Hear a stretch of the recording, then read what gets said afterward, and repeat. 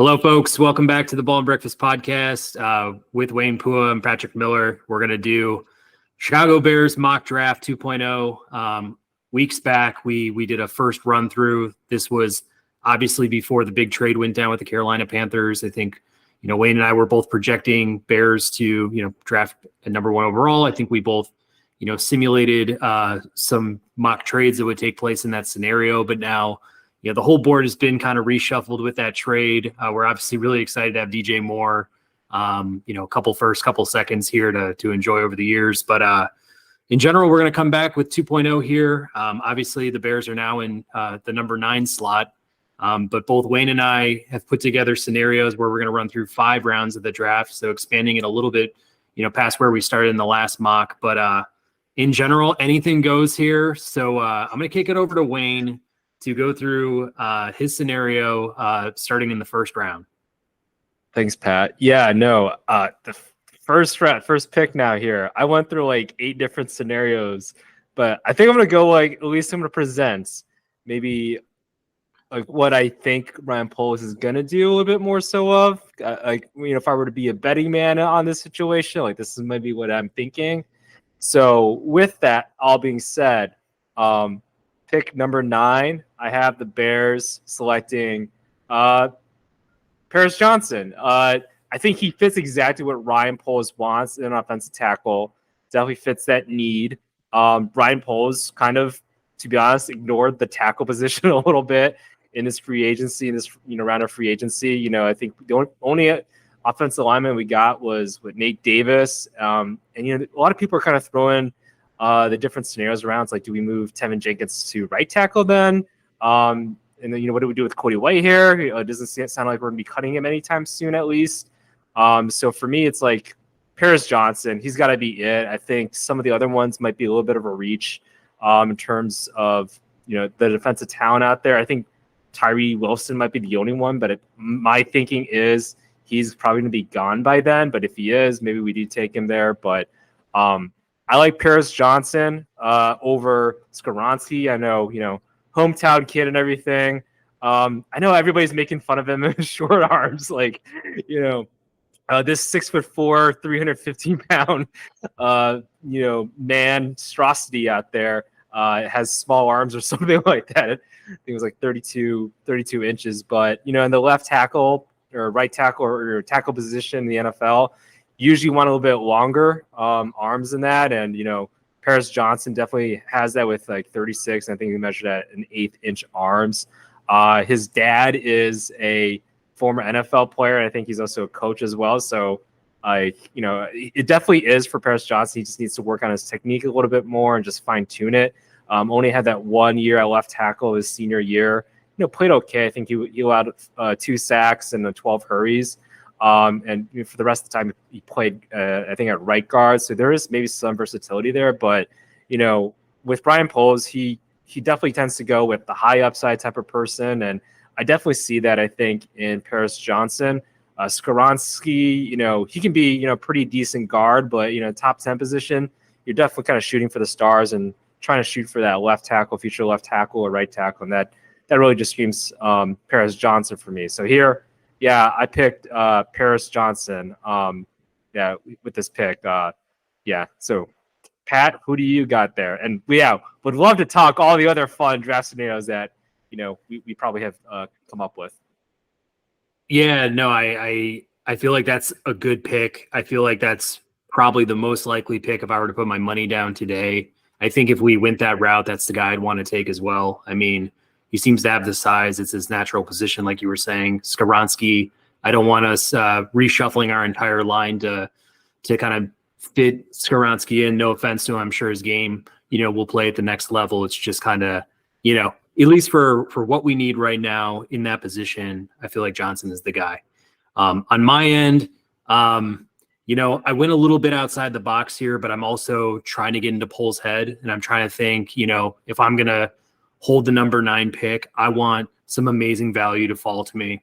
And I think in a lot of these scenarios and a lot of things that I've been seeing, reading, and kind of thinking about Ryan Poles and his ability to pull the trigger is that if one of those, top line defensive linemen don't fall to him, whoever it may be, I think he may look at the offensive line options out there, and because he knows line pretty well, he might know how to, evaluate talent in a way that, a GM who doesn't have the line experience wouldn't. So he might look at a guy like Paris Johnson or Skoronski and say, I could get you later on, or, I can find another guy to kind of build into our system, guy who's maybe a better fit, even though he doesn't have the same amount of hype. So I think the one thing that, hits me in the face is a guy that they could potentially get here. And the way I'm kind of looking at it is I had a scenario that I threw into the simulator just for fun, just to get more value, get another second round pick. So I offered the Jets the number 9 pick overall in our third rounder for their 13th overall pick and the number 43, which falls into the second round. And with that first round pick, I went for the guy that I just hopefully, we'll see in a Bears uniform next year. It's Jaxon Smith-Njigba. I picked Jaxon Smith-Njigba. Obviously if we kept everything the same, he'd be, let's say our third or fourth wide receiver. But in the same sense, like his upside, his connection to Ohio State, to Justin Fields, Mooney's going to be a free agent next year. It's not to say that we have to just go out and dish Mooney, but in the same sense, if we do, we might be able to pull back some value for him. I think there might be a team out there looking for some wide receiver help, and they could definitely get some value out of Mooney. So we let him walk, and we've got, whatever it is, the whole rookie deal with JSN and obviously DJ Moore. And that takes our, wide receiving, core from good to great, in my opinion. I feel like, just looking at the Eagles model, looking at what they did last year, they went out and they traded for A.J. Brown. They also paid him. We don't have to do that with JSN. He'll just be locked into that rookie deal, and we'll still get, hopefully, a Devontae Smith type talent at the position. So a guy who's savvy, quick, great route runner, fits right into the slot. I mean, the only downside to them that, PFF was kind of listing out was his physical, tools and, kind of his strength. But, look at Tyreek Hill, look at other guys. I mean, I don't know if they exactly fall into the same, skill set, but there are definitely short receivers around the league that are making a huge impact. And I just feel like, JSN's that guy, and he would definitely take us from, looking like a good team going into the year to a team that, like, I think would be pretty imposing for the next 3 years or so. I love it. No, that was like my other, like, oh, this could be fun if this were to happen, right? But yeah, I'm almost in the line of too of like, oh, maybe we actually don't even have to trade down necessarily. I feel like that's even somewhat decent value too. A lot of people say he is like the most like refined receiver out there. I know Quentin Johnston's the other name that's getting tossed out there as a top wide receiver, but he definitely, maybe in a sense they're almost kind of opposites. Like, what's Quentin Johnston's strengths? Oh, his physicalness. Like, he's just 6'4", runs like a 4.3 or 4.4 and all that. But yeah, he's maybe not the most refined route runner compared to like JSN. But then it's like JSN. It's like, oh, he only runs a 4.48 or whatever. It's still pretty damn good. Really great. He's primarily plays in the slot, and yeah, like in a way, it's almost kind of like the whole Jamar Chase versus Sewell type of thing that the Bengals did, right? And that, kind of worked out for them there. So, although they're still trying to find offensive linemen to this day in a way, but yeah, like Justin Fields has said, I really wanted to, it would be great if I can play with JSN, right? And I know there's this whole talk about, maybe getting Marvin Harrison Jr., next year with the Carolina Panthers first rounder, but at the same time, it's like, he knows JSN pretty well, and has had some success there. And, there was that wide receiver room with JSN, Garrett Wilson, Olave, and I think they like interviewed all of them, and they all said that JSN was probably the most talented out of all of them, which is pretty nuts when you think about that. So, I know he got hurt his previous season, but from everything I guess we're looking at, he seems pretty healthy and ran pretty well. So, at the same, yes, it's nice if we can take an offensive lineman, but this is a pretty deep draft, second, third round, I would say, for offensive line and defensive line, which we have several picks there. So I like it. Yeah, let's roll the dice, toss it out there and see what happens. So yeah, that could be a fun one, I would think. All right. What do you have for the second and third rounds of your draft? Second and third rounds. Okay. So for me, I went with a local person here. I'm going to botch this. Edewatam Miwa Adibare, I think that's it. Yeah, out of Northwestern. 6'2", 280.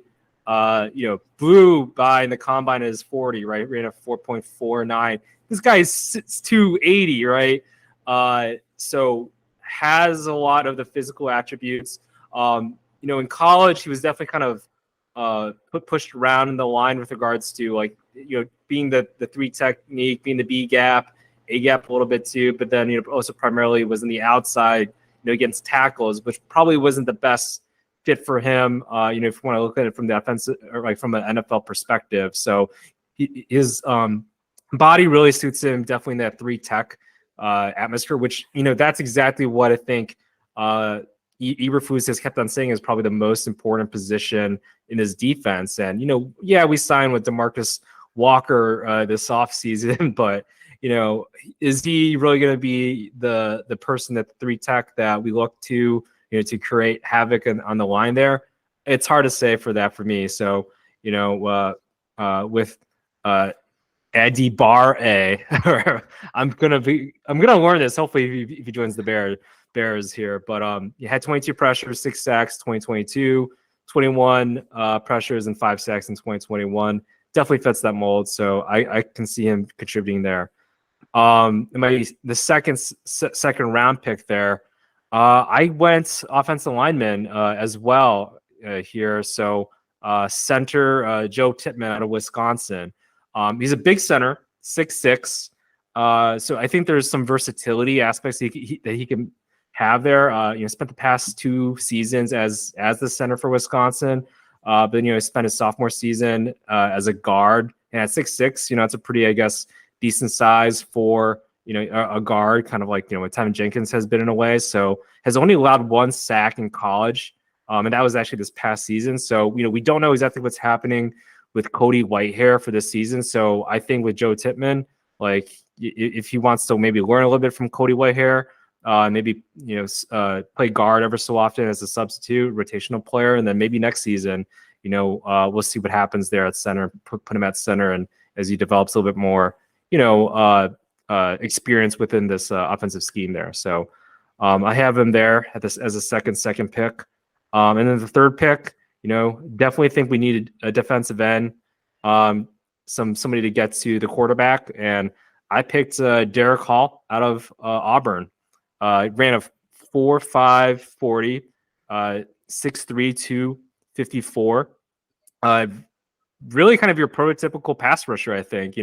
Isn't the greatest on the run, but honestly, I think this defense really is much more about, for the defensive line, is much more about getting to the quarterback, and I think that's where Derek Hall is. Obviously, everybody keeps talking about the Bears, how we kind of sucked this previous season in the pass rush. So I think with Derek Hall had 8 sacks in 2022, and in 2021 had 10 sacks, but had a bunch of pressures too there, and he played in the SEC, which you're going against top first 3 rounds tackles out there. So really good in the SEC there. Has a he's very much known for his quick first steps. So that's where I just see him contributing a bunch. That's one of the hardest things to teach, is that quick first step. And so for me, yeah, Derek Hall, I think he would be a slam dunk there in the 3rd round. So yeah, I think getting the defensive line help there definitely it makes you feel better about missing on one of the bigger guys at the top of the board in the 1st round. I also like the Tippmann pick because, even if we were to go out and grab Paris Johnson or another tackle, just having some more depth on the line is important. And you don't have to worry as much about, Whitehair playing out of position or going back to a position he hasn't played in a while, or whatever else you got to do. I think, just getting some high-end offensive line help is what we've been looking for a while. So I think on all fronts, those are all some good, solid picks. Yeah, for sure. What do you got? On my end, so in the 2nd round now, I've got 2 picks, and then I've got 1 in the 3rd. The first one is the Jets pick, and it'd be at the number 43 overall. But I'd be going out and getting Ohio State's DeJuan Jones, 6'8", 374 pounds.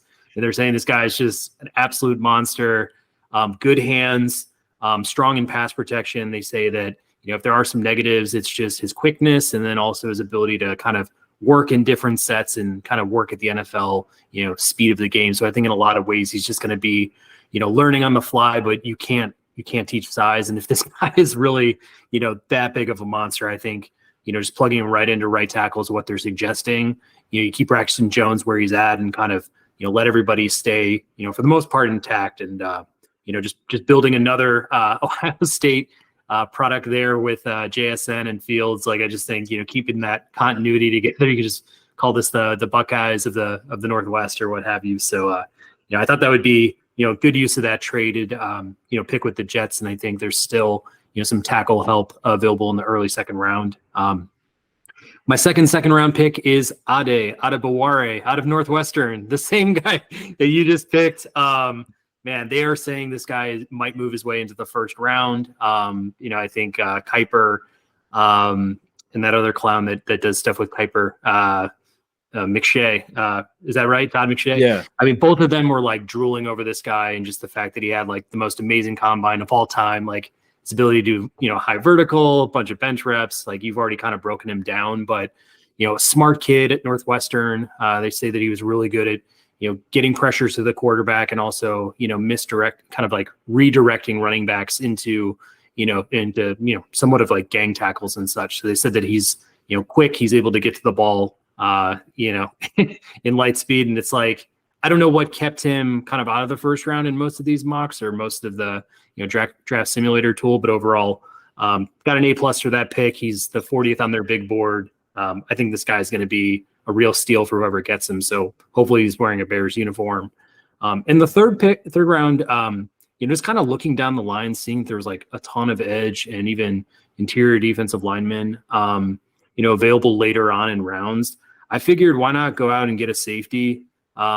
I think Eddie Jackson at this point, this may be his last year with the Bears. I don't know what they're planning to do, kind of moving forward, but guy who can play 2 high safety.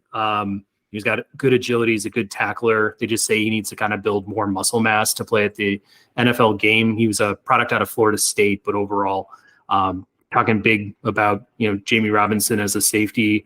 I thought, in the NFL game today, it's just nice to have, extra padding, at the secondary positions. And overall, if we're going to be beating teams, both in the NFC, especially out in the AFC with all their great quarterbacks, it'd be nice to have, an elite secondary as well. Yeah, no, that's an interesting pick because I know there's been a lot of people that's been like, you know what? Yeah, let's just load up on the line a little bit. So, hey, that can definitely be a fun pick. I might have gone cornerback more so there because I think there's been a lot of like speculations like, did they really want Kyle Gordon kind of just there at the slot or did they want him outside a little bit? So, yeah, and I don't think they've signed anybody yet. We'll see what happens. If they sign, was it Rocky Ya-Sin? So, but yeah, I think having that, if Eddie Jackson is out next year, right, then it's like, well, who's going to take his spot there? So, and with Ryan Poles, he definitely is somebody that will pick whoever the best available player is, more so often than not, which, I think he's kind of shown this previous draft. So if it is somebody in the secondary, then even, hey, if you do have, some things to address on the line, why not just take some of the best player available there? So, yeah, I don't know. We'll see, but yeah, I don't know. Yeah. With was the Ohio State guy, I know that there's been a lot of talk about him, like, oh, he just doesn't maybe fit the scheme. Maybe that could be the only thing about maybe him not working out with Poles at the moment, but that would be fun if we are the Chicago Buckeyes, right? Yeah, we'll see. A guy that hulking, that big. I mean, if you're doing like, run packages and things, like he might be able to push the line, but if you're doing something more dynamic, swing plays or tosses and stuff, that might be tough to get him like, get his feet chopped and get him out on the edge. Yeah. But I mean, hey, you just go on a diet. It's cool. Whatever. We'll see. How about your 4th and 5th rounds here? Yeah. 4th and 5th rounders. So, I looked at somebody that they actually, they had the, it was like top 30 invites list for the Bears of, basically people that they've interviewed and have held private workouts for. And I saw one name there that I think makes sense for them out there in the 4th round. You guys know, we use PFF, the draft simulator for all this, but Xavier Hutchinson out of Iowa State, he's your quintessential possession wide receiver. Let's be frank about this. Isn't necessarily going to, blow over the top. He did run a 4.53, pretty decent size though at like 6'2", 6'3", 200 pounds. Had 107 receptions this previous season for 11, just a little bit over 1,100 yards there, and then 83 receptions and 990 yards in 2021. So, but yeah, quintessential position wide receiver. I think in this, later in the draft for wideouts, you kind of just want to see like, hey, maybe there is a little bit of upside there. So with Xavier Hutchinson, definitely productive. And I think the Bears, they do have, maybe I don't want to say enough. I don't know if you can ever have enough of like burners, but I think it is helpful to have some sort of a possession wide receiver thing for Justin Fields. Somebody that can, that they can catch. I know he did have like 6-7 drops, I think, this past season, but he got targeted like 150 times, so he's bound to drop some. So yeah, I picked Xavier Hutchinson there, the first pick in the fourth round there. My second fourth round pick 133 here. I looked at somebody. I was like, how did this person? Oh, I see why. Why is this person not like up in the boards a little bit?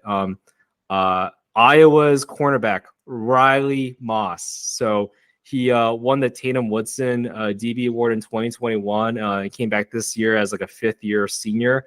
He's a ball hawk. He has, in 5 years, he's accumulated 11 interceptions. He's, I think, a track star of some sort as well. Had a 39-inch vert. Is 6'1", 193 pounds, and ran a 4.45 40. But his thing, and Pat, you're gonna hate me for saying this, his one thing though is he's white. So he's the Jason Sehorn, if you will, kind of wannabe, or I think is what people are kind of putting him into. So but yeah, had a productive career. He has some pretty good physical skills there, but yeah, for whatever reason, he's not higher on some of the draft boards. Maybe not as twitchy, I think, is what some people are saying. Definitely fits more of that zone scheme a little bit. And so I think he can kind of fit with regards to what Eberflus wants to do for the defense. So I think he fit really well on the outside corner. Maybe won't start immediately, but I think he's somebody that we can, maybe eventually plug in, next year, maybe have some reps this year, and then, keep Kyle Gordon there in the slot there. So, and then with the fifth round pick there, I chose Dorian Williams out of Tulane. I don't know. Again, PFF, I'm just going by that. Ran a 4.49 as a linebacker. Really, he's a quintessential, I think, weak side kind of linebacker there. I know we've just been adding free agents for the linebacker position, but I think it's nice to have some depth here for the Bears in case, hey, one of those players goes down that we just signed. So yeah, Dorian Williams, Tulane, speedster, decent tackler here and there too.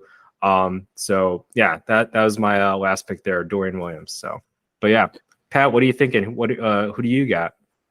Man, I'm thinking CMC proved all running backs wrong when he stepped up, and everybody always wanted to call him the white running back that is the best in the league because for white running backs and stuff. But I think he's starting to prove just straight up, I'm better than all you guys. Like, bring it.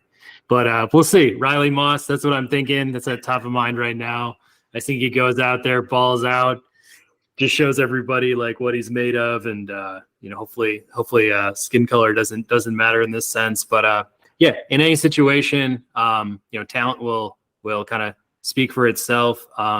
Dorian Williams has also been, on a lot of my draft boards in the simulator, especially I think in the first edition of the mock that we did. And I think, overall, if any of our linebackers go down, we need to have some guys in the stable. I mean, Morrow and, Thomas left in free agency this year, and it was kind of like Sanborn was the only guy left standing. So we're going to need to replenish that depth, and, to mid-round pick, I think that's smart. And he obviously got, pretty decent grade through PFF. At least on my end, my fourth round pick, you mentioned getting a cornerback, so I grabbed one in the fourth round, Trevius Hodges-Tomlinson out of TCU. This was an A+ pick for them. The only problem with it is he's a 5'8" slot corner. they say this guy is fearless. He's quick. He can make good tackles. But again, size might be an issue here. Like you were saying, Kyler Gordon, if you want to, kick him back out to being more of a traditional corner, and you have, Hodges Tomlinson on the inside kind of covering, those speedy slot receivers and such. And if he's good in open space and can make tackles, I mean, that's kind of like a, Bears staple, a Bears forte when we have like, some of our stronger defenses. So I'd love to have, some depth there and a guy who's got some upside, in the middle rounds there. To kind of close it out, I had actually 2 fifths. I don't know if it got put in there from some of the previous trades, but overall, I guess 4th and 5th round, my next 2 picks are both D linemen. But again, I think there was a lot of edge depth in this draft. I went with Isaiah McGuire out of Missouri, guy who's 87th overall on their big board, and he goes at 133 for me. Another A+. McGuire last year had 7 sacks, 7 hits, and 21 hurries in 12 games. I mean, it seems like some pretty good production. Moving into the 5th round, I grabbed Kobe Turner out of Wake Forest. He's an interior defensive lineman. He had 3 sacks, 4 hits, and 27 quarterback hurries in 13 games. And I guess looking on paper, just at size, McGuire and Turner are the same size as Nick Bosa and Jalen Carter, respectively. So, like, not that translates to their talent, obviously, but like, to be highly graded, to get them in, the middle to late rounds, I just think that's like important to keep in mind as we go through this draft, as, Poles and the Bears go through this draft this year. Like, obviously, I think a lot of us are like hoping that a guy like Jalen Carter or Tyree Wilson or, not that Will Anderson would probably fall to us at this point, but it's like, I think those are the sexy picks that everybody wants to make up top and stuff. But I think there's a, just a good opportunity here to kind of wait and see what falls to you, because I've seen a lot of other guys that are graded pretty high and had some really good standout seasons last year in college that could be waiting for you in the later rounds. So with my last 5th round pick, I grabbed Dwayne McBride, running back out of UAB. I figure, we brought over Deontay Foreman. We've got Khalil Herbert there, but in the same sense, like, doesn't hurt to have a little bit more depth. Foreman's going to be gone after this year if we don't re-sign him. If he has, a bad year, injuries, whatever, we, could stand to gain from having a guy later rounds as a backup running back. They say this guy is like a 3-down back overall, breaks through tackles. He is a little weak in the passing game, but overall, I just think, the way that, we may run this year, and just in general, if there are any injuries, I'd just like to have a guy back there. And, so we'll see if McBride would join our team in any sense, but, yeah, overall, those are my, I guess, 4 picks in the 4th and 5th rounds. Got it. Yeah, no, I think those are good, solid picks overall. I did like McGuire. I think he's gonna, be a pretty decent NFL, maybe a rotational rusher or somebody just to spell, some defensive linemen there. Kobe Turner as well. I think he can be a solid one as to help contribute fairly immediately, I think, in my opinion. So. And then, yeah, the Bears, I did think about running back depth, but I'm like, oh, maybe not for Poles, at least what he's thinking. I think I have spoken about like Kenny McIntosh maybe as a possibility, just because he can, catch the ball out of the backfield a little bit. So, but no, I definitely think, your running back can definitely, is it Dwayne? Yeah, can help out with that as well. So, yeah, I did forget. I did have one more 5th round pick I forgot to use here as well. Yeah, I was looking at my notes, and apparently he jumped to the next page here. So, I guess with that, it's like I think he's out of San Diego State, Viliami Fehoko. I think I got that right, but he does not look the part, but he caused 50 hurries this past season, which is pretty ridiculous. And then he also had 12 sacks. So that was, I think, one player that, he had in the 5th round, somebody that had a lot of good stats, maybe not the best physique, but still a key contributor over there. So, but yeah, I think, with everything that's happening in the 4th, 5th rounds, right, you're kind of just looking to see, maybe take a gamble here and there and see something that pans out. Great if they're a position of, need or whatever. But I think at the same time, yeah, there's some studs I think there that Ryan Poles is probably looking at that he feels pretty confident. Maybe, yeah, we do take JSN out there, the first. So, yeah, I mean, it could go in all different sorts of directions, especially going down to the number 9 pick, I just feel like it's not really obvious. I mean, I've seen a lot of mock drafts. It's like, will a corner fall to us? Will, we grab that offensive tackle? Will we take a high upside wide receiver? Do we trade down again and get multiple picks or whatever else? And it's just like, I don't know. It's not overly obvious to me what they're going to do. And I think that's what makes it, kind of fun to run through these simulations. And, just in general, I don't know if you pulled anything else out from other mocks that you did, but like, were there any other, I don't know, strategies you might consider here, or players you might target with some of these picks, or anything you saw in your simulations?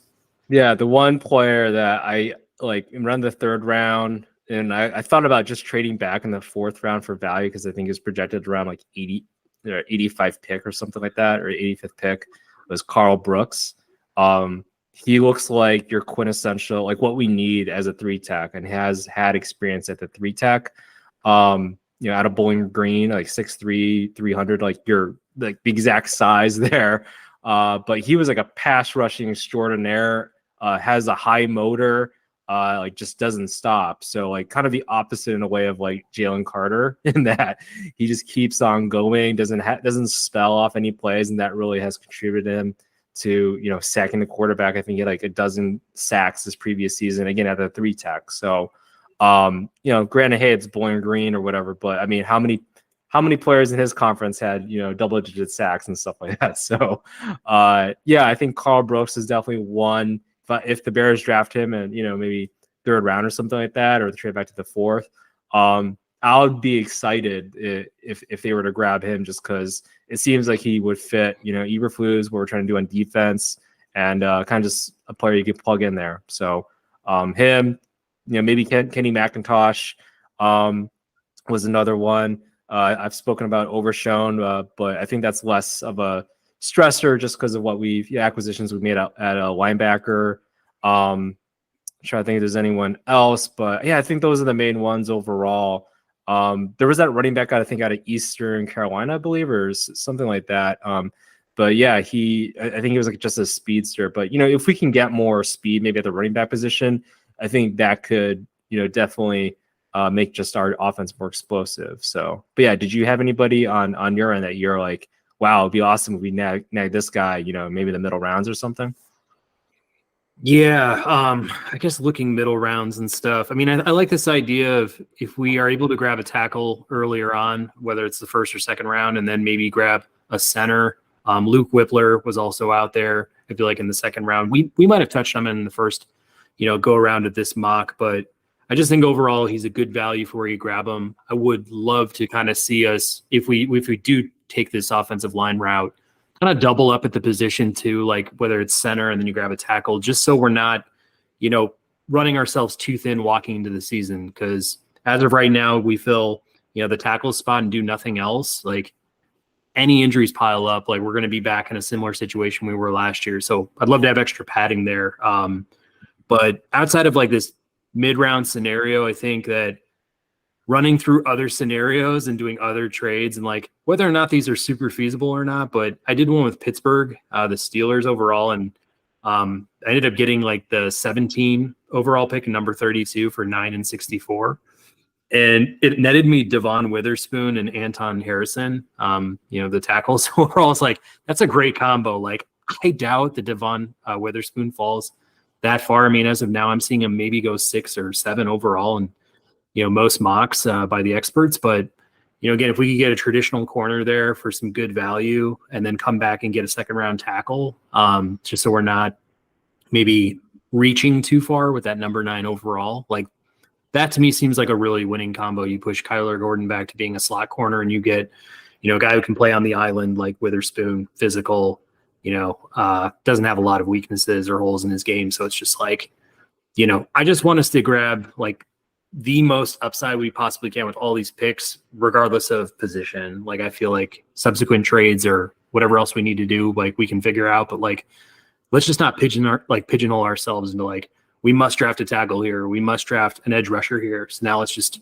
get on our knees and like take the guy who's just like hanging out there next, Yeah, and I think that's one thing I do like about Poles is he just doesn't reach. Like it's against his religion or whatever. He's like, no, I will not pay. Was it like $18 million or whatever for McGlinchey or something like that, right? It's like I will not. He's not a top five right tackle, so he doesn't deserve to be paid in the top five. So, yeah, he's definitely a much more about value and stuff. So I definitely like that. I do like how you mentioned Devon Witherspoon because he was one of the people that was invited in the top 30. I'm looking at this top 30 list just of like the prospects that they had on here. But yeah, I think they had an interview with him at the combine. So, that could be interesting if he's either there at the 9th pick, if they take him at the 9, or maybe they trade back and, see if they can get, accumulate more picks here and there too. So I guess other picks that I'm looking at too, now that I'm thinking more about it, if they do trade back, in the first round, it would be interesting if they do take someone like Playa Cansey. He's kind of like your quintessential just pass rusher. Like I know there's been all that. It's a little bit of comparison of like Aaron Donald Light, if you will, or Aaron Donald Jr., just a little bit smaller. Maybe not as physical or as ripped as Aaron Donald was, but still like somebody that can get to the quarterback at the 3 tech spot. So. That was definitely, another person. And then, I did see Rashee Rice. Looks like they interviewed him at the combine as well as a potential wide receiver. But, all in all, yeah, I think that I kind of trust Poles, but at the same time, it's like, it's not going to be sexy as an offseason acquisition of some sort. It might just be like, oh, during this season, it's like, wow, that was a smart choice, or that was a smart move here and there. It definitely seems like that's just the route it goes. It's not a sexy, explosive type of blockbuster deal that necessarily happens. It's one of those ones like, oh, it was very calculated. So that could be potentially what we see here for even the draft here. Yeah, it's like we're putting a new roof on the house or new siding, and then like it's not the new Porsche pulling up in the driveway. It's kind of like there are a lot of things that we need to get right. I feel like under the hood before we just go out and get those finishing pieces, get those closers like an AJ Brown or signing an Ezekiel Elliott off free agency or something like that. It's like we're still, I think, a ways away from being a real complete built football team. So if this is boring, if this is like just showing a lot of discipline this off season, which I already feel like he has shown that, like I was expecting maybe a little bit more coming into this off season. Like the linebacker signings were like big splashes and stuff, and like obviously that trade down was really big for us too, just grabbing a guy like DJ Moore. But in a lot of ways we've seen how disciplined he's been. You brought up the McGlinchey thing. I did see an article on that, which I thought was like he was getting more guaranteed from Denver, and they've been like cycling through tackles for like 12 seasons or something. I think they've had like 10 of them in like 12 seasons or something, so they're just like overly desperate. He's just not going to go there, and I can respect that. We don't need this to be like the Ryan Pace show, going out and grabbing like a Khalil Mack after botching it at the draft the year prior and stuff like that. So stay disciplined. Keep some money in the bank there. You never know when there's going to be a rainy day. There might be many in Chicago. So yeah, I overall I do have that. And I think we've said this like this faith in him and Ian Cunningham and others that have like come onto this, organization in the last couple of years with like, for some reason, I just have this like trust in them and until they prove me wrong, like I feel like I have a lot of support for what they're doing. Yeah, for sure. One question: if Jalen Carter is there at 9, do you take him, or do you like no? He's too many question marks here. 100%, I take him 100% because I feel like this stuff it like always. I like to use the Laramie Tunsil example. I think I've said this in the last couple videos that we've done on the Bears, but it's just like if everyone's saying he's number 1 on the big board, and yes, like this offseason was a pretty bad one for him, just legally, and then obviously like the workout concerns and things like that. But I just feel like he's done too much right to have like this little stretch of period in time, like take him off, his trajectory, his route. Now, all that being said, like he's probably going to be a better fit on a team like the Seahawks or the Eagles this year if they were to grab him at 5 or 10, just because of like the coaching they have there, the infrastructure they already have, the types of teams they could, build with a guy like Jalen Carter, whereas like, maybe coming to the Bears and kind of, newer execs in the organization, newer coaches, a team that might not be amazing out of the gate. We don't know, but there may be better fits for him. But yes, if he falls to 9, like absolutely want to pounce on that. Yeah.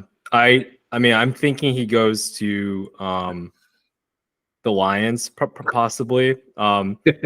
It just makes sense. And it's one of those things. It's like, I would hate for him to go to the Lions though. Although from a football perspective, that could be fun though. Like that just fits like, that's a very Lions thing. I feel like for them to like, take someone that I don't want to say polarizing or whatever, but like has kind of like at least the pre-draft baggage, if you will, that Jalen Carter has, but that would be my only thinking there. Yeah. It just seems like Seattle right now, I think they've kind of rearranged their DTs to like they signed, some free agents here and there. So that's what I'm thinking. Maybe not, but I don't know. We'll see. It could be fun. It would be fun though if he does get past us and the Eagles take him, right? And they team up with. I feel like that would actually make sense for him. As a player, teaming up with Jordan Davis again, and learning a little bit from Fletcher Cox. Who, hopefully can like discipline, if you will, or be like a big brother to him. And so I don't know, something like that could be interesting. But yeah. Yeah, I could totally see the Lions sniping that one. I don't think Anthony Richardson is at all going to be available too, but I just could see the Lions doing something at quarterback too, just to like pad themselves for the years to come. Like, I don't know if Levis is the right fit or whatever else, but like, I don't see Richardson falling, below that 4th overall pick, just in general. But no, I mean, I feel like the Lions are doing a lot of things this offseason that are like to be kind of noted, especially in their secondary. And they grabbed Monty from us, which is, I don't think it's going to be like a huge deal. I know they lost Jamal Williams too, which I think is for culture, I think is a big thing for them. But it does feel like, even with the CJ Gardner Johnson signing, it's like they're moving in a pretty nice direction here. And like whatever they do with that 6 overall, like we should take note, because I think they also have another first rounder. So it's like, yeah, this team is, I think, a step ahead of us. And, for their sake, I mean, they've been in the cellar for so long that I kind of feel bad for Detroit Lions fans. So like if they were to win the division, I'd be much more okay with that than the Packers or Vikings. Yeah, I mean, they're looking pretty prime for that. Had a good season last season. Another season for Jared Goff. Hopefully they're all, I guess, healthy. I know they kind of battled some injuries here and there that slowed them down a little bit. But they didn't start off too hot as well. So I feel like a full season with them, with that momentum and confidence, I feel like that can do wonders for them. And yeah, they can just add depth right now. I think I've seen some projections of them drafting secondary as an alternative, but yeah, if Jalen Carter's there, like I feel like they're gonna go get him. So, which that'll suck, but at the same time, hey, that could be entertaining football. But man, yeah.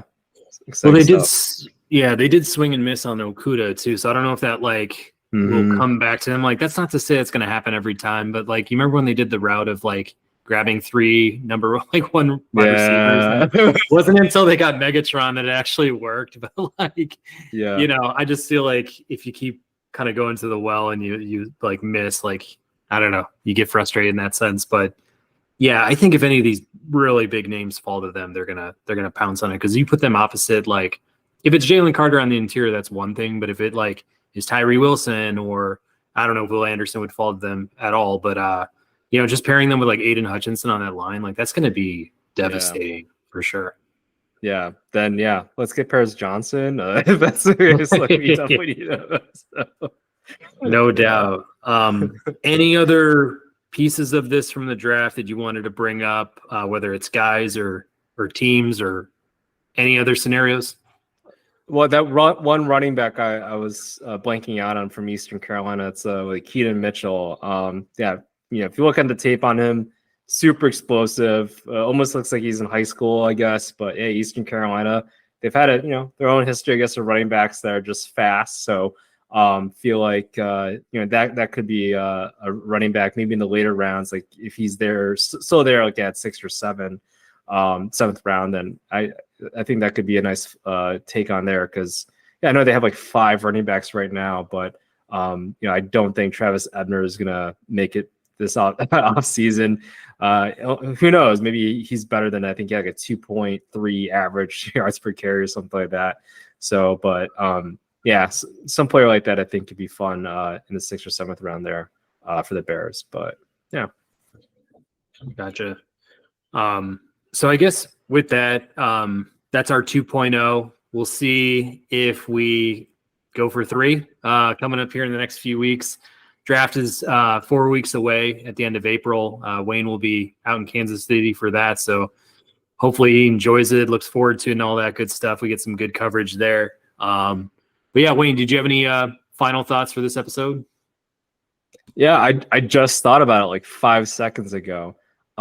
So I know the World Baseball Classic just occurred, and Japan defeated, in a kind of very dramatic fashion, the US. So, I love Japanese food. I love Korean food a little bit better. Again, not to slight, I don't want to start a war over this or whatever, but Japanese food, I'm glad it's become more prominent other than just like sushi and ramen. Although I do love sushi and ramen. I just had ramen for lunch, but a lot of izakaya food I feel like is getting more prominence out there.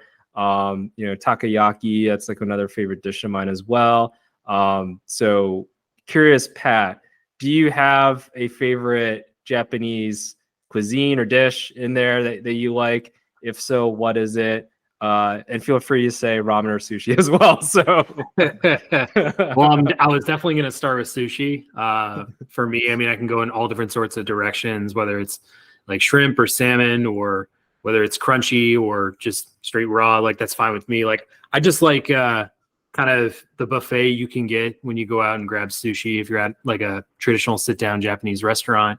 The one thing I will say about sushi, though, is like I like it more as like a starter or something I can just kind of like set up with versus like the full-blown meal, because I feel like I get kind of tired after a while, or just like it gets a little redundant for me after a certain point where I'm kind of like wanting to maybe get to like, I don't know, whether it's like a flat top grill type teppanyaki style, like whether we're doing steak, chicken, etc., like a fried rice or something, like just kind of like mix it up, maybe a hot item and stuff like that too. So love going out, hibachi, like anytime, like we'll seriously throw down for that, whether it's a friend's birthday or whatever else, or kids or whatever else. But yeah, I just love like kind of those flavors overall. And yeah, man, we'll never say no to Japanese, that's for sure.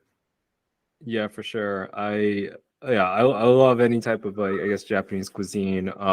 Even like, a katsu type of curry as well, or soba noodles or udon noodles. Even those like it's like a fish like dessert of some sort, it's like a pastry. It has like red bean in them, stuff like that. I even like yeah, and their foods are kind of cute too as a way. And sometimes I definitely like the izakaya style because it's a lot smaller but still just delicious, full of flavor. So yeah, if anybody's listening and hungry, yeah, feel free to check out some Japanese food other than good old ramen and sushi spots with respect to sushi and ramen though. So, but yeah, and my mouth is salivating right now again.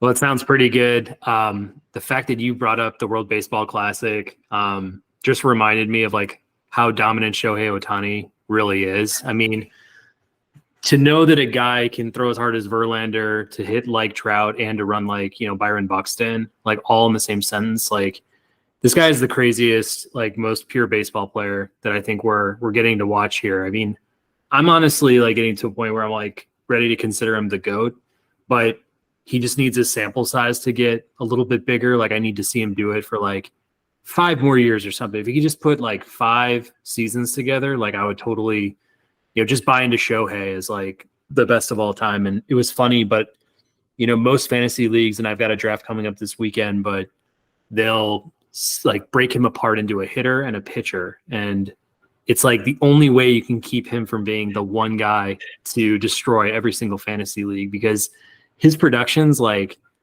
if the best guy is, putting down 600 points, he could have like 850 as one pure player. And I was just like, this guy's just nuts. And to see him go up in that last inning, I felt the fear, like watching the US. I was like, and I'll be honest with you, like, I'm not as into it as maybe others are who like baseball, like to root for my country and stuff like that. Like, I don't know why, but I just don't get like all like patriotic about it.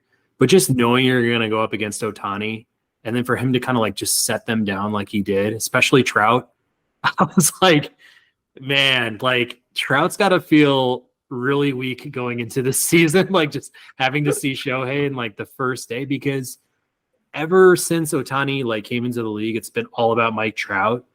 And not to say that like settles the argument, but like I just think we're dealing with like a different type of specimen here when we think about Ohtani as like an athlete, Yeah, I mean that matchup was nuts. Like he was like throwing 100, then he threw that slider, then he threw 102, then he threw another slider, and I think he got him at a slider. It was just it was game over. Like I don't know anybody that could hit that ball that he was throwing there. So that was so mega impressive. I think that's like number two World Baseball Classics for Japan right now, if I'm not mistaken. So I think that's the most, might be the most. I'm not too sure, but that's quite impressive, I think, overall for them. So yeah.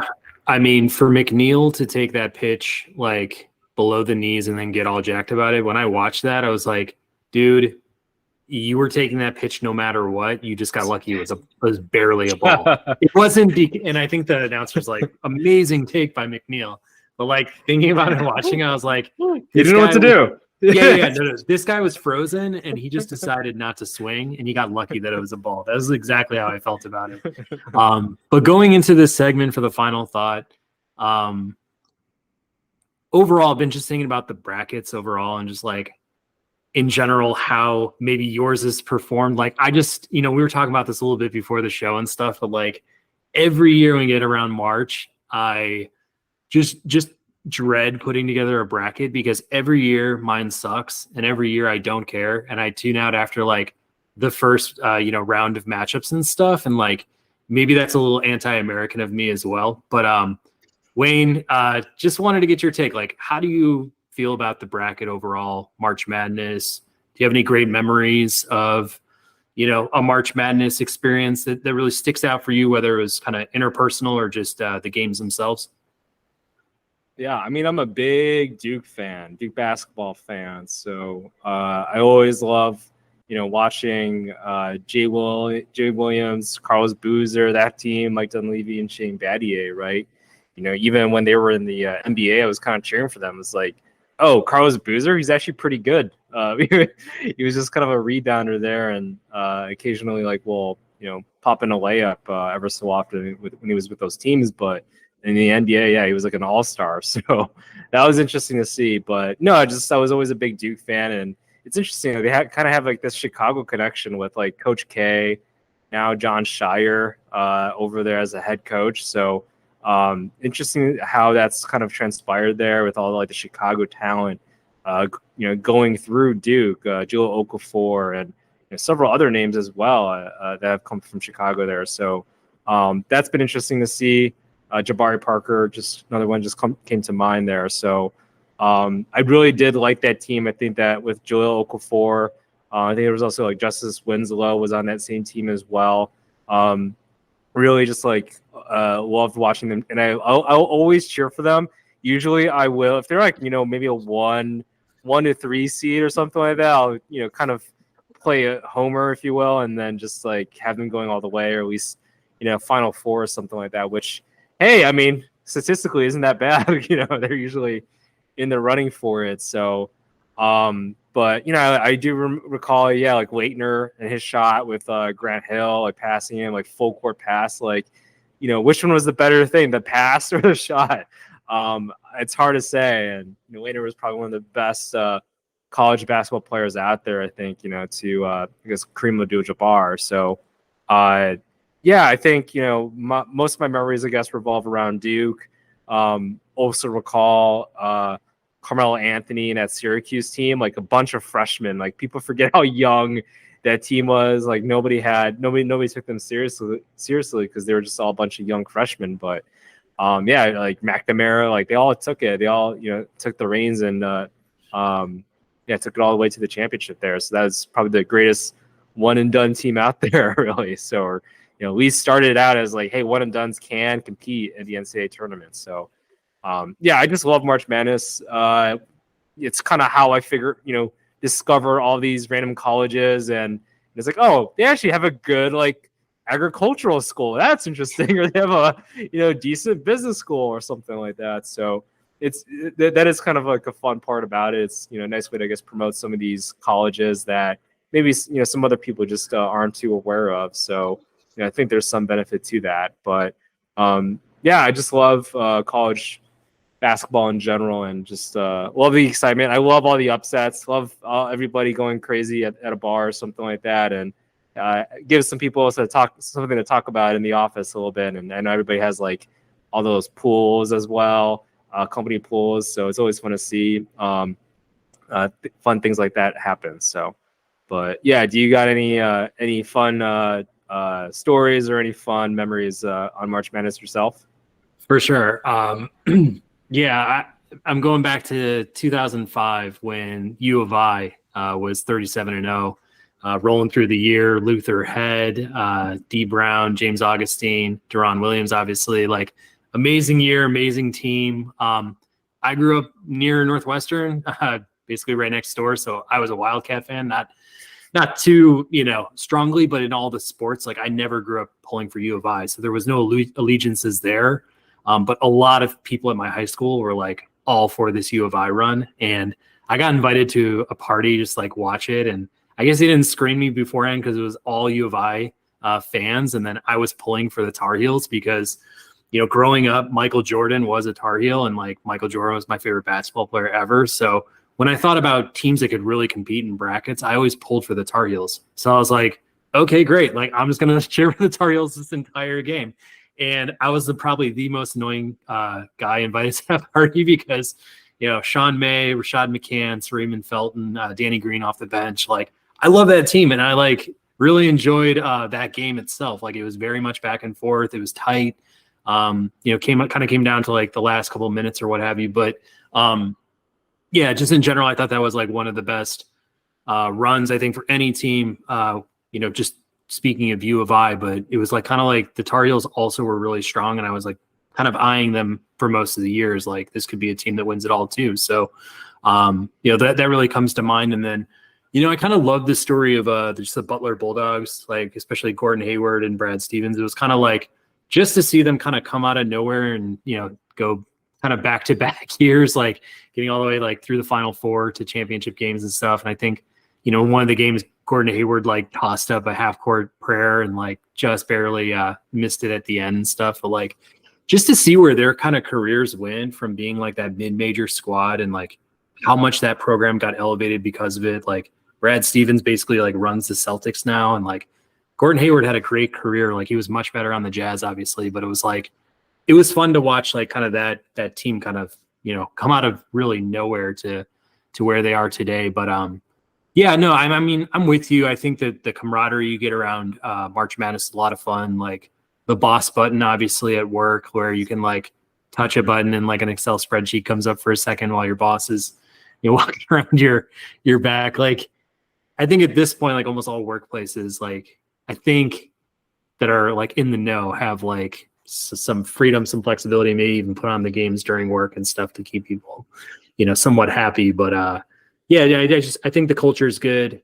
I just wish my brackets were better, and I wish I followed the game more closely throughout the years, because I think the other thing you and I were talking about was just how, the G League and just all these great international players now, it's like just the talent pool in NCAA Division I basketball. It's like it is thinning out a little bit, but I do think some of that thinning out creates a lot more parity in the game, and allows for some of these matchups now to be like the 16 or 15 seed, pulls off an upset and stuff like that too.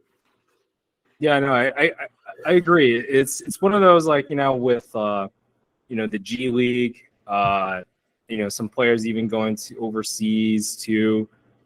Yeah, great. There's NILs down. That's great. It's great that the players are finally getting paid and all that.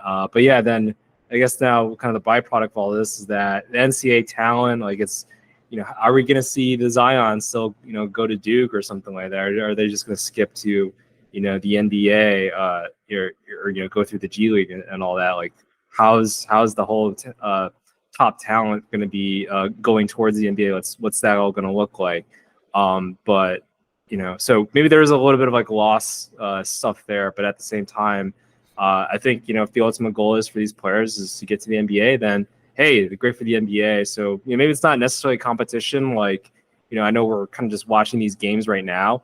I don't know any of these players too much. I don't know if any of them are going to be going to the NBA or if they're going to be competing. But it's how entertaining. It's just entertaining as hell, and love all these upsets, love back and forths, and some of these guys later they're going to sell insurance to you or something like that down the line. But hey, they have a great jumper, just maybe not NBA talent or NBA size or something like that. So for me, it's just nice and entertaining to watch, get all the excitement. It is funny though that you're Tar Heels, I'm Duke and everything. We'll definitely have to have some wagers in the future. But it is funny though, you mentioned the whole Gordon Hayward thing, and I was like just looking at the game. It's like, oh yeah, who was on that Duke team? Oh, that's right, John Shire now and all. So it's funny how that all kind of, that one game, like all the people, they just went kind of different directions. Hayward, like I know Sheldon Mack too. It's funny that you think that all the Duke team would have all the NBA talent, but it's like Gordon Hayward and Sheldon Mack, I think they had respectable careers. I think Hayward, he might still be going on, I think, with the Hornets, but, definitely not a all-star player anymore. I think, remember he got injured with the Celtics there that one season and all, and just hasn't been the same. But yeah, it's funny how that all happened, right? Like, that the team that won the championship there, the best players, they really didn't have NBA careers, but Nolan Smith, he's a respectable coach now, and then you just talked about Shire as well. So and then that Illini team versus Rashad McCants and Sean May and everything and Felton. It's interesting how amongst all those players, right? Probably Deron Williams had the best career, maybe, or had the highest of highs. I think I don't know if I do remember seeing McCants like on random teams. It's like, how is this guy still in the NBA? He just has like a really busy agent. He was like 33 or something like that, but still, the 12th man on a bench. So it's just, I don't know. For me, it's just kind of interesting to see what happens to these players, even if if they win a championship, they're not always like a top 5 lottery selection, right? They're just players out there that had a great college career, and maybe they'll have a respectable NBA career, but they're usually not the Kevin Durant's, right? So I find that pretty entertaining and usually pretty fun too. So yeah, like Danny Green came off the bench for that team, and it was like he was awesome. Like he was great as a college player, but it was like you could kind of see some of those traits, abilities that I think NBA in general teams are recruiting for. Like Danny had that. He was like a 3-and-D player, and like obviously he's a world champion guard forward in the NBA, and his career's coming to an end, but in general, definitely stood out. But it's funny you say like a guy like Sean May and just how much he could dominate with his size and his ability inside. Like it was hard to defend, and almost like for this year is like the Eddie guy from Edie looking at Purdue. It's like this guy is 7'4". Like he actually has a really nice shot, like his form at the line, and even like his hook shots. I was like, man, this guy's got like a really good post game. Like if the outside shooters could just get that going and not turn the ball over as much. Like I actually had Purdue in my championship partly based on that, but I'm like, those are the things. It's like weird. Some years I've looked at teams with first round talent. Like I've looked at a team like Providence in the past where it was like Chris Dunn, and there was another guy who was projected to go top 10, and I was like, this is a good like sleeper pick, because I think they were somewhere in the mid tiers, like maybe they were a 7 to 10 seed or something, but I think they lost in the first round or somehow. It's like, so it's like it's just so hard to project like what's going to play in this tournament. How is this actually going to go? Because like baseball, sometimes like once a team kind of catches fire in that playoff and they're just riding some momentum, like anybody can just like turn it up and be unstoppable for a certain period. Yeah, for sure. And yeah, that's the fun part, at least about March Madness, right? It's just like, it's just one game. Like, sure, if one team were to go against another team in like a 7-game series, yeah, maybe the best, like most talented team will win. More often than not, right? You even see that in the NBA. Like, how many times has the most talented team usually just won, just out of straight talent, maybe more so. So yeah, in NCAA basketball, it's like, yeah, there was that Kentucky team, right? Well, I was just looking, it was the 2014, 2015 team with like all-star, like they had like 6 all-stars on there. Like there was like Karl Anthony Towns, Devin Booker, I think Trey Lyle, like, it's a bunch of players that I think are still playing the NBA right now and all that. Undefeated until I think it was like the Final Four. They lost to Wisconsin with the great NBA talent Frank Kaminsky, right? So for that's just the fun part about March Madness. You can have the most talented players, like even Kevin Durant, right? I'm not sure if his Texas team made it to the Sweet 16 or Elite 8 or whatever, but yeah, they didn't like make it all the way. I think like the one player that like really carried their team was like, that I'm thinking of was like Dwayne Wade, maybe, of like in terms of just pure will and then talent. But he was like the only kind of talent from that team, I think, or around that time. So yeah, anything crazy, just, if a team can get hot, keep that momentum, has good chemistry, good coaching.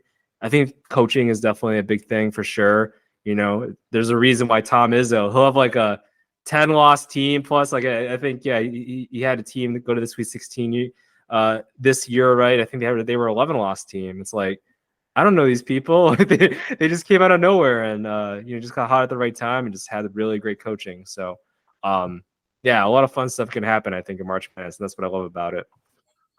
No doubt. Well, I think we're, moving our way toward, the Final Four here pretty soon, probably after this weekend or whatnot. But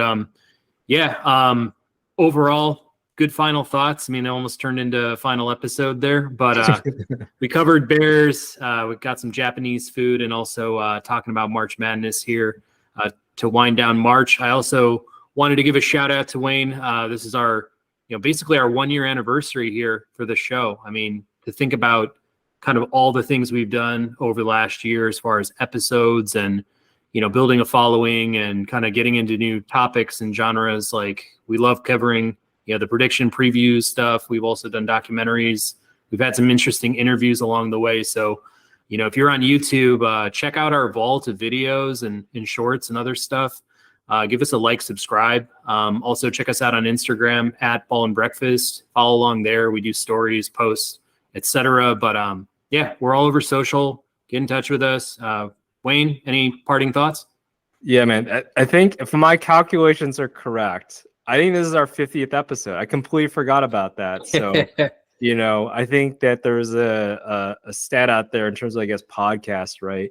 It's like, if you can make it after 3 episodes, then you're good or something like that. So, hey, we're long past that. I think, yeah, this is something we just like to do for fun and all that. And, this is like, I think, this whole pandemic and everything that's occurred, now that I'm back in office, like sometimes I forget about how nice it is just to have a conversation about sports, March Madness, food and all that. So it's a pleasure, just talking with all this about sports and food with you, Pat. I think we share that commonality for sure. So yeah, looking forward to the next 50 episodes. It sounds good. Yeah, I'm with you here.